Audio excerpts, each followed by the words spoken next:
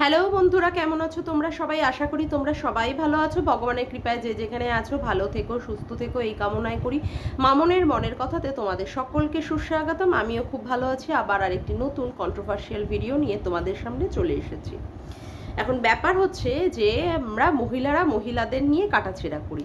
একে এই বলছে, ও ওকে সেই বলছে, এই নিয়ে নিয়ে কন্ট্রোভার্সি। যদিও তার লেভেল যদি অন্য রকম হয়ে যায়, যদিও কথাবার্তার ধরন ধারণ যদি বদলে যায়, সেটা নিয়ে খুবই অসুবিধাজনক হয়ে দাঁড়ায়। যাই হোক, তবুও সেটা আমি বলবো যে একটা মানে সহ্য করার মতো। মহিলারা বলে না যে মহিলাদের ঝগড়ার মধ্যে পুরুষ কেন আসবে। আজকে কন্ট্রোভার্সি মহিলাদের সঙ্গে মহিলাদের হবে, সেখানেও হয়তো বা অপমান থাকে, কিন্তু একটি পুরুষ যদি একটি মহিলাকে আক্রমণ করে বা যথাযোগ্য জবাব দেওয়ার জন্য পুরনো কথা তুলে তুলে বা তাকে খোঁচা দিয়ে দিয়ে তারই কথাগুলোর মাধ্যমে তাকে শুদ্ধিকরণের চেষ্টা করে, তখন সেটা কি হয়ে যায়? অপমান থেকে অপমানকর হয়ে যায়। অপমান থেকে অপমানকর হয়ে যায়। এবার তোমরা আমাকে বলবে আমি কাকে বলছি। অবশ্যই আমি সোমনাথের কথা দিয়ে বলছি। আজকে সোমনাথ দালালের এগেনস্টে, আমি দুদিন আগেকার একটা ভিডিওর কথা বলছি, যেদিন লাইভটা হলো ম্যাডামের, সেই লাইভের এগেনস্টে আজকে সোমনাথ যেভাবে কথাগুলো বলল ওকে, ঠিক আছে, যে ভাষায় আক্রমণ করলো, এই সোমনাথকে আমরা কোনোদিন চিনি না, এই সোমনাথকে আমরা কোনোদিন দেখিনি।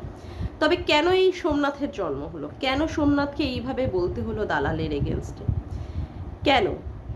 দীর্ঘদিন ধরে তাদের সংসারের উপরে হয়ে যাওয়া অন্যায়, যেটা দালাল দীর্ঘদিন ধরে করে গেছে, দীর্ঘদিন ধরে তার বউকে সাথ দেওয়ার জন্য, বউ যেটা অন্যায় করেছিল সেই অন্যায় থেকে তাকে আরও মানে সাপোর্ট দিয়ে দিয়ে তাকে সেই অন্যায়ের দিকে ঠেলে দিয়েছে। এত একজন শিক্ষিত ভদ্রমহিলা হয়ে সেই মেয়েটিকে কোনো রকমের শুধরানোর কথা বলেনি। সেই মেয়েটি যাতে সেই অন্যায় কাজে লিপ্ত থাকে, সেই কাজে তাকে বারংবার সাহায্য করেছে। এবং সাহায্য করার মোটিভটা আমি ভালো মতোই বুঝতে পেরেছি, বলছি সেই সব কথা। তার জন্য কি করলো সোমনাথ? সেখানে ভিডিও করলো। অবশ্য পরের দিন রোস্টার করেও একটা মানে খোঁচা দিয়ে ইঙ্গিত মেরেও অনেক কথা, ইয়ার্কির মাধ্যমে অনেক কথাই বলেছে। এখন কথা হচ্ছে যে একটা পুরুষ মানুষ একটা মহিলাকে যদি এইভাবে বলে, তাহলে আত্মসম্মান যদি কোনো মহিলার থেকে থাকে, তাহলে তার কোন লেভেলে গিয়ে লাগতে পারে, যদি সেই মহিলা সত্যিই শিক্ষিত হয়ে থাকে। আমি ভিডিওগুলো দেখার সময় আমার মনে হচ্ছিল যে যদি আমি এইখানে মানে ওই দালালের জায়গায়, যদি আমি এই জায়গায় থাকতাম, আমি দেনান দেয়ার হয়তো বা ভিডিও করা স্টপ করে দিতাম। কারণ মান সম্মানটা চলে গেলে আর টাকা পয়সা দিয়েও মানুষের সেই জায়গাটা কিনতে পারা যায় না। আজকে যেভাবে দালালকে আক্রমণ করা হলো, আর হবেই না বা কেন? দালালকে আক্রমণ করা হবে না কেন? দিনের পর দিন যে সে কাজগুলো করে গেছে, শুধু কি একটা ফ্যামিলির, শুধু কি সোমনাথ মন্দিরাদের ফ্যামিলি না, তো উজ্জ্বল কণিকাদের ফ্যামিলিটাকেও তো সে এইভাবে দিনের পর দিন নোংরা থেকে নোংরা ভিডিও করে করে, যেইগুলো ভিডিওতে দেখা না গেছে সেইগুলোকে নিয়ে নিয়ে নোংরা থেকে নোংরা ভিডিও বানিয়ে বানিয়ে লোকেদের সামনে পরিবেশন করেছে, যার কোনো সত্যতা সে কিন্তু দিতে পারেনি। তার জন্যই তার ছটা ভিডিও টেক ডাউন করতে হয়েছে। এখন অবশ্য সে মন্দিরা ছাড়া সোমনাথকে মানে নিয়ে যেভাবে বলে, উজ্জ্বল কণিকার ক্ষেত্রে সেইভাবে বলতে পারে না। বলবে কি করে? কেসটা তো এখন সুপ্রিম কোর্টে। সেই জন্য তার মুখ খোলার শব্দ, মানে মুখ খুলে একটা শব্দ ব্যয় করার তার ক্ষমতাই নেই একদম। আজকে সোমনাথ মন্দিরার ক্ষেত্রে যে কথাগুলো উঠছে, মন্দিরা যে কথাগুলো বলছে, বা আমি যে কথাগুলো লাইভে বলেছিলাম, একটাও কি কোনো রকমের অযৌক্তিক কথা ছিল?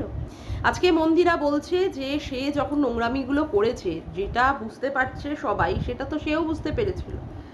আজকে মন্দিরাকে বলছে যে সে অসতী, সে 12 ভাতারি, সে নোংরামি পানা করেছে, বুঝতে পারছি।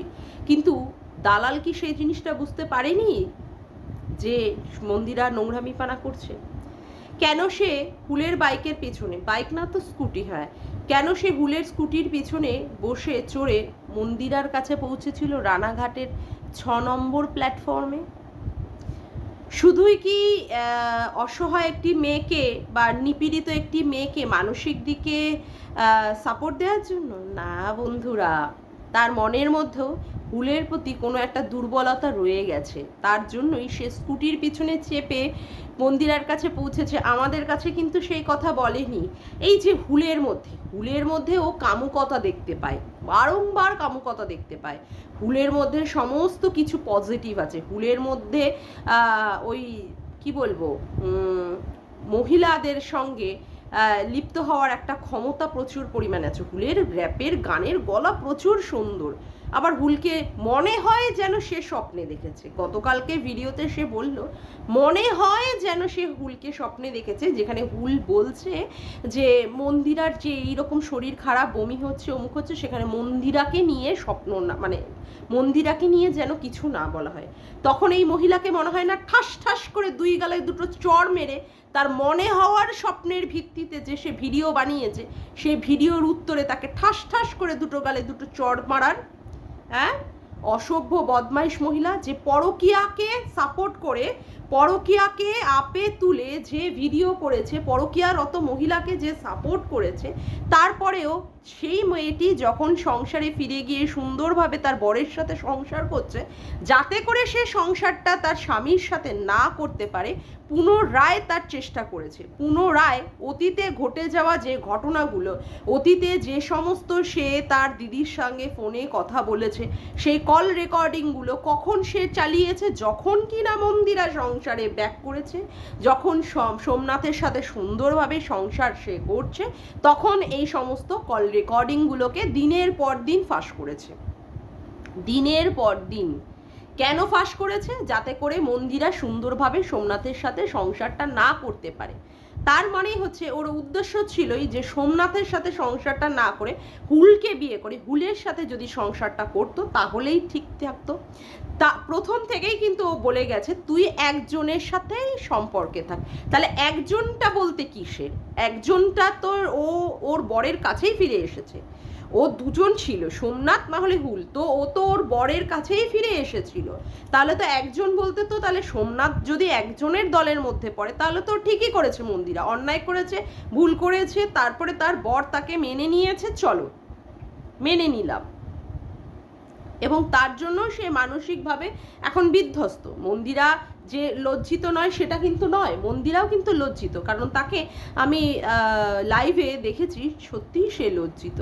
আর যেখানে সে আমাদের সাথে অন্যায় করেনি, করেছে হচ্ছে সোমনাথের সাথে। সোমনাথ যদি তাকে রেকটিফাই করে নিয়ে বা তার বাচ্চাটার মুখের দিকে তাকিয়ে তার বাচ্চার মাকে মেনে নেয়, বা বাচ্চাটার দিকে ফিরে দেখেও যদি মন্দিরা আজকে সোমনাথের সাথে সংসার করে, তাহলে তো আমাদের বলার কিছু নেই। আমরা তো এটাই চেয়েছিলাম, যাতে করে মন্দিরা সংসারে ফিরে আসুক, যাতে করে মন্দিরা জয়ীর মুখের দিকে তাকিয়ে সংসারটা করুক। কিন্তু এই দালাল কি করেছে, দিনের পর দিন যখন মন্দিরা সংসারে ফিরে এসেছে তখন কল রেকর্ডিংগুলোকে দিনের পর দিন ছেড়েছে। মন্দিরা যখন নোংরামিগুলো করেছিল, যখন মন্দিরার সাথে কথায় কল রেকর্ডিংগুলো হয়েছিল, তখন কিন্তু সেই কল রেকর্ডিং ছাড়েনি। Point to be noted.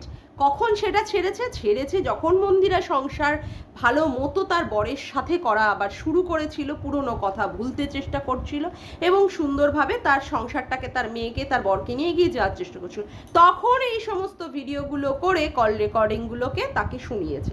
তার মানে এটা কি প্রমাণিত? তার মানেই হচ্ছে প্রমাণিত যে সে পরকীয়াটাকেই প্রমোট করে। আমি ভিডিও, মানে ব্যাপারটা হচ্ছে আমি এই জানুয়ারিতেই মানে এই ভিডিও করা শুরু করেছি, এবং কন্ট্রোভার্সি লাইনে আমি ওই গত বছরের নভেম্বর ডিসেম্বর থেকেই আমি দেখেছি। দেখার পরে আমি জানুয়ারিতে আমি করেছি। আর এই যে আমার আজকে এই ইউটিউব জগতে পদার্পণ, এটা সম্পূর্ণ দীপ্তিদির জন্য।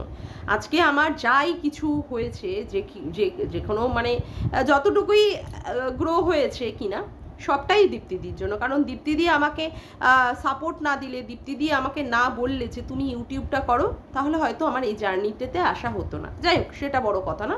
আমি তার জন্য দীপ্তিদির কাছে অসংখ্য মানে থ্যাঙ্কফুল, এবং তাকে আমি যথেষ্ট রেসপেক্ট এবং সম্মান করি, সেটা পরের কথা। যাই হোক, যেটা মোদ্দা কথাতে আসি, আমি শুনলাম এই যে ওয়াইটির দাদা ভাই, যে কিনা মানে কি বলবো, আর এক মহাপুরুষ, ঠিক আছে, যে আমাকে নিয়ে, আমার মাতৃত্ব নিয়ে আমাকে মানে একটা বিচ্ছিরিভাবে লাইভ করে আমাকে সেই জায়গায় ছেঁড়াকাটা করেছে। এই যে মহাপুরুষ ব্যক্তিটি ওয়াইটির দাদাভাই, সেও কিন্তু এই আর এক সতী, মানে আমাদের দালাল সতী, ঠিক আছে, লাতখোর ঠ্যাংতোলা দালাল সতী, তার সাথে পরকিয়ার একটা গেম খেলবে বলে ভেবেছিল, কারণ ভিউজটাকে আপ করে দেওয়ার জন্য। শুধুমাত্রই কি ভিউজ আপ? না বন্ধুরা, এটা হতেই পারে না। তাদের দুজনেরই মনের মধ্যে কোথাও একটা সুপ্ত বাসনা ছিল যে পরকিয়ার মাধ্যমে তারা তাদের মনের একটা ভালোবাসা সেখানটায় তারা জাহির করতে পারবে, এবং দুজনেরই দুজনের প্রতি একটা দুর্বলতা রয়ে গেছে বলে তাই তারা পরকিয়া গেমটা খেলবে বলে কিন্তু তারা এটাতে প্রস্তাবে রাজি হয়েছে, দুজনকে সম্মতি জানিয়েছে। কখন খেলা হবে না, যখন এই দালালের মানে হাজবেন্ড বেরিয়ে যাবে এবং যখন এ দোকানে থাকবে, দুজনের সাথে পরকিয়া করবে এবং ভিউজটাকে আপ করবে। যখন এদের দুজনের মধ্যে মনোমালিন্য হলো বা ক্ল্যাশ হলো, তার অনেক দিন পরে আমাদের দাদাভাই আমাদের সামনে সেই কথাগুলোকে তুলে ধরল। দাদাভাই কিন্তু প্রথমেই যে নাটকটা রচনা করেছিল, ঠিক আছে, সেই নাটকের কিন্তু সে কিন্তু তখনও পর্যন্ত প্রকাশ করেনি যে এই নাটকটার মধ্যে সামিল সেও ছিল, আর দালাল তো পুরো দমেই ছিল, ঠিক আছে। তাহলে দালাল যে এই যে ডার্লিং বলেছে বা অমুক বলেছে বা তমুক বলেছে, এই সমস্ত কথা আমাদের দাদাভাই যে কথাগুলো বলে, এই সমস্ত কথা তার পরিপ্রেক্ষিতে নিশ্চয়ই দালালকেও এই দাদাভাই কিছু কথা বলেছে বলেই দালাল এই জায়গাটা সাহস পেয়েছে। যাই হোক, এটাও আমার বড় কথা না, বড় কথা হচ্ছে যে পরকিয়া খেলবো, তার মানে মনের ভেতরে কোনো একটা অবচেতন মনে এই যে পরকিয়া করার এই যে একটা বাসনা, এটা মনের মধ্যে অনেক দিন ধরেই এর ছিল, মানে আমাদের দালালের।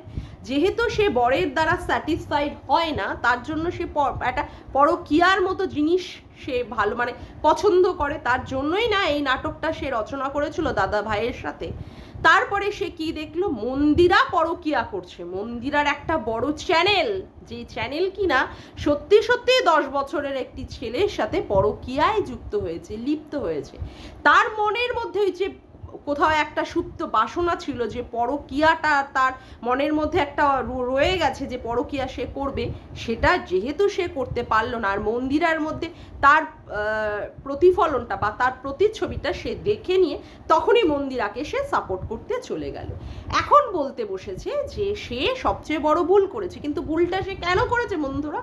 এই পরকিয়াটা সাপোর্ট, অর্থাৎ মনের মধ্যে তার যে পরকিয়া নিয়ে যে একটা প্রচ্ছন্নতা রয়েছিল, পরকিয়াকে মানে মনের মধ্যে পরকিয়া করার একটা চান্স সে নিয়েছিল, সেইটাতে সফল হতে পারেনি বলেই তার জন্যই সে কি করেছে, মন্দিরাকে সাপোর্ট করেছে।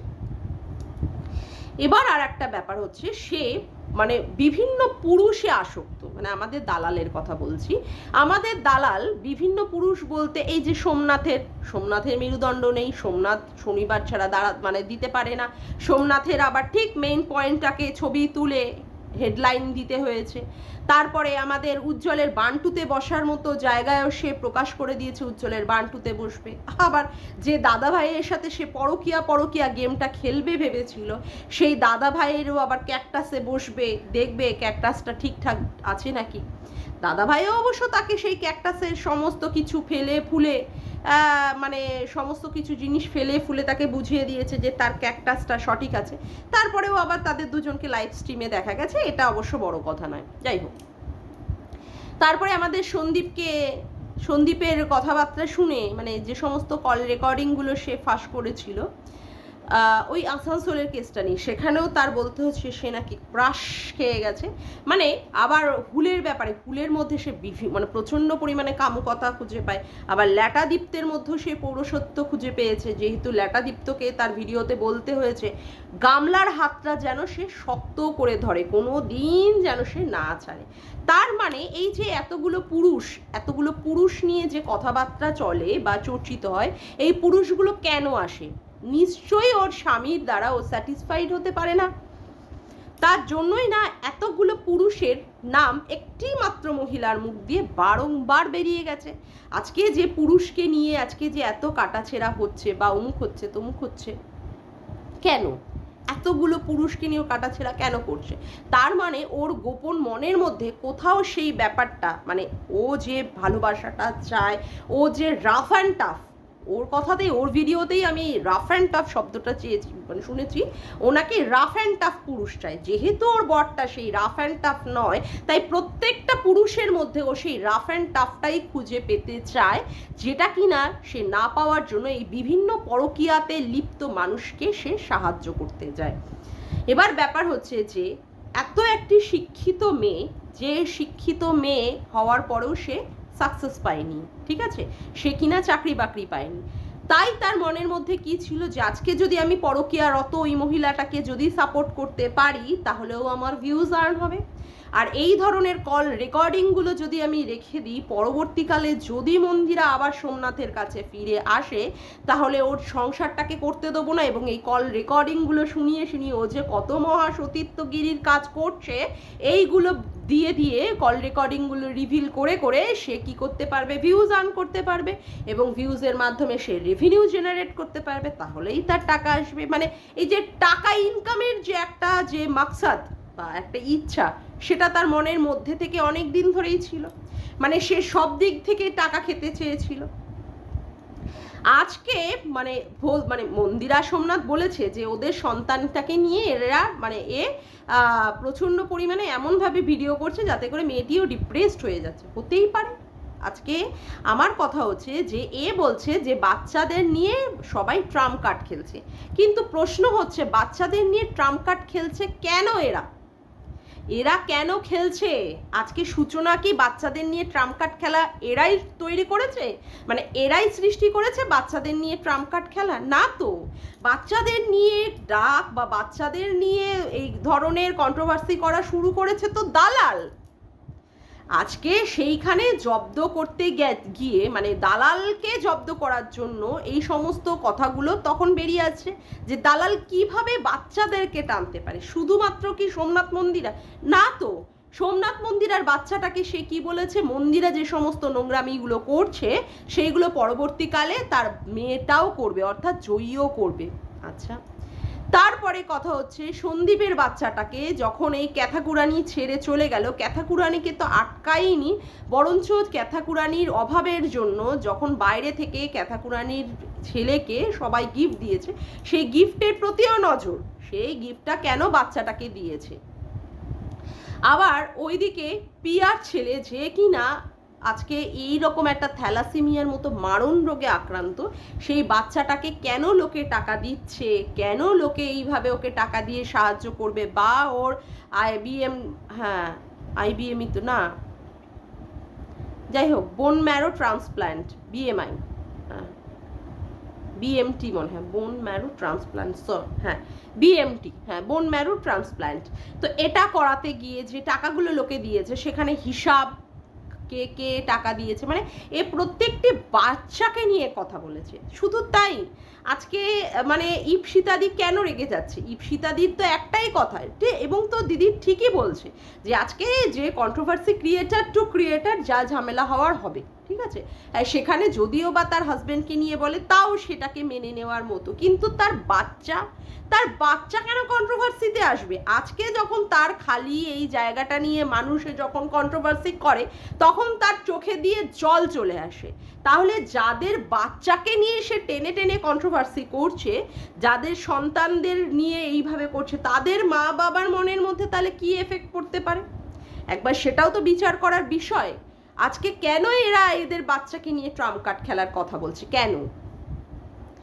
আর এই ধরনের কন্ট্রোভার্সি যেখানে তোর মানে আজকে হাজব্যান্ড একটা ভিডিও বানিয়েছে, একটা 35-36 মিনিটের একটা ভিডিও বানিয়ে হয়তো তার সম্পর্কে কিছু বিষ উগলে দিয়েছে, তার জন্য মন্দিরাকে এইভাবে কাটাছেঁড়া করা হবে, মন্দিরার বাড়ির মানে সমস্ত সদস্যকে নিয়ে নোংরা কথা বলা হবে, এমনকি বাচ্চাটা জয়ীকেও পর্যন্ত ছাড়িনি, দিনের পর দিন নোংরা কথা বলে গেছে।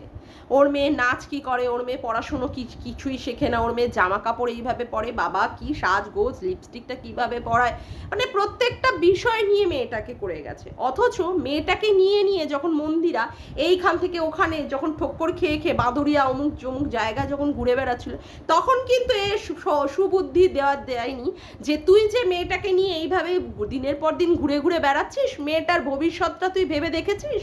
তুই তো একটা পুরুষের হাত ধরে নিলি, আজকে তুই একটা পুরুষের হাত ধরবি বলে বেরোলি, কিন্তু সেই পুরুষটা কি সারা জীবন তোর মেয়ের ভরণ পোষণের দায়িত্ব নেবে?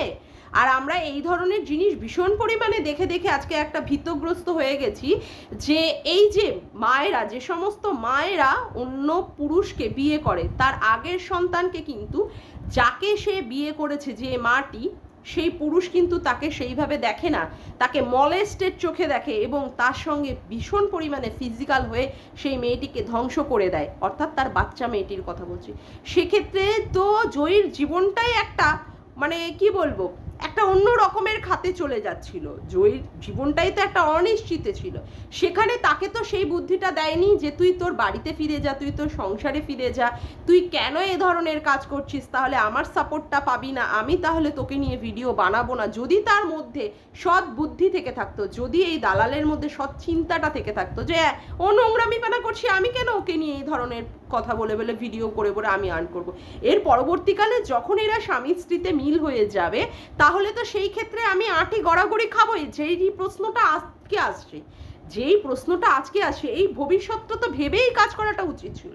তাহলে এত ডিগ্রি নিয়ে কি লাভটা হলো? ডিগ্রি মানুষের সুচিন্তা, সুশিক্ষা দিয়ে থাকে। আজকে যে সে এত এত বুড়ো বলে বলে বলে নাড়া লাগায় যে সে এত শিক্ষিত, সে কোনো কিছু করতে পারেনি, জীবনে সাকসেস পায়নি, ঠিক আছে, আমি সেটাও বাদ দিলাম সাকসেসটাকে, কিন্তু এত এত শিক্ষার ফল কি? পরকীয়াকে সাপোর্ট। আজকে তুই বান্টু মানে বুঝতে পারছিস না, মানে ব্যাপারটা কত হাস্যস্কর হয়ে যাচ্ছে না? এই যে এই কি বলে উজ্জ্বলের বান্টুতে বসে তুই দিল্লি যাবি, তুই ঠেলবি, দেখবি দাঁড়ায় কি না, তারপরে কি বলে ওই সোমনাথের ওই বান্টুর ওই জায়গাটায় ফটো তুলে তুই থাম্বনেল বানিয়ে সেখানটায় ভিডিও করলি, তারপরে ওয়াইটির দাদা ভাইয়ের ক্যাকটাসে বসবি, সেইখানে তুই বুঝতেই পারছিস না বান্টুর মানে কি। উড়ে বাবা রে, কি যে মানে তোকে কি পুরস্কার দিয়ে যে পুরস্কৃত করব, সত্যিই তার কোনো ভাষা নেই। মানুষকে না অবাক থেকে অবাক করে তুলিস, বুঝলি? আজকে তোর বলতে হচ্ছে যে এলি তেলি গাঙ্গুবালিদের তুই পাত্তা দিচ্ছিস না কেন? পাত্তা দিবি কেন? জাস্ট ইগনোর কর। এলি তেলি গাঙ্গুবালিরা যা খুশি বলে যাক, সেখানে তো তোর দরকার নেই উত্তর দেওয়ার না, কিন্তু তুই পারছিস না। ওই যে আমি তোর ওয়াইফাই নিয়ে, দুটো ওয়াইফাই নিয়ে লাইভে কথা বলেছিলাম, তাই নিয়েও তুই আমাকে ভিডিওতে বলে দিলি। আমার ওয়াইফাইটা নিয়েও চিন্তা, সেখানেও নজর কেন পড়বে না বল? কার বাড়িতে কোথায় সায়া ঝুলছে, কার বাড়িতে কে ইনার গার্মেন্টস পরে বা কিছু পরে, কে জামা কাপড় পরে না কাজ করছে, তুই প্রত্যেকের এই ভিতরকার জিনিসগুলো দেখে বেড়াবি। আর আমি তোর বাড়িতে দুটো ওয়াইফাই লাগিয়েছে তোর বর, সেটা দেখবো না? যেখানে তুই দিনের পর দিন লিগাল নোটিশগুলো খেয়ে যাচ্ছিস, দিনের পর দিন তোর নামে কেস হয়ে যাচ্ছে, এত সুন্দর তোর মুখের ভাষা, এত সত্যবাদী যুধিষ্ঠিরের বংশধর তুই, সেখানে তোরই বাড়িতে এরকম লিগাল নোটিশ আসছে, সেখানে আমি বলবো না যে তোর বরটা কি করে দুটো ওয়াইফাই লাগিয়ে দেয়, তোর অমনি পিছনে লেগে গেল। কিছু অসুবিধা নেই তাতে আমার কোনো অসুবিধা নেই, তুই আমাকে যা খুশি বল। এর আগেও তুই আমাকে ভূত পেতনি বলে সম্বোধন করেছিস, কর, কি আছে তাতে? তুই আমাকে ভাও দিবি না, না দিস, তাতে কি আছে? তাই বলে কি আমার চ্যানেলটা গ্রো করবে না তাই ভাবছিস? আমি যদি সত্যের সাথে থাকি, আমি নিশ্চয়ই একদিন না একদিন এই জায়গা থেকে ঠিক উঠতে পারবোই, এবং করে দেখাবো, যদি আমার মনের মধ্যে সেই বলটা থেকে থাকে।